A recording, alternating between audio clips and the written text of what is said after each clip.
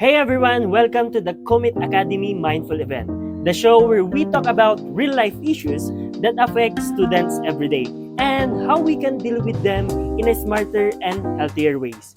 I'm your host, Jerry Daroy, and today we're diving into a topic that's honestly hard to escape: addiction to social media.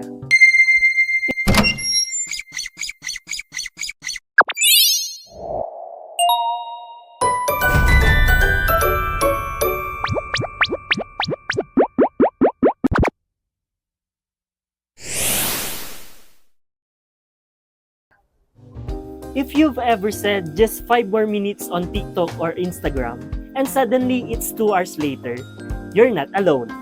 So in this episode, let's talk about why we get so hooked, what it's doing to our minds, and how we can take control of our screens before they take control of us. Now, let's talk about us, students. Social media is not all bad.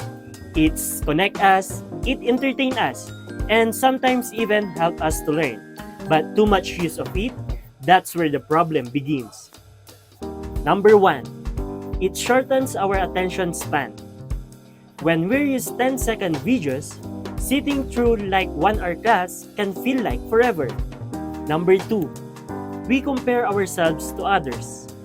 We see perfect lives online and start feeling like ours doesn't measure up. Number 3, it ruins our sleep. Every scroll at late night drains our energy for the whole day. And 4, it kills productivity. When procrastination starts, it can lead to neglecting tasks. Studies even found that social media use is linked to higher rates of loneliness, anxiety, and depression among young people.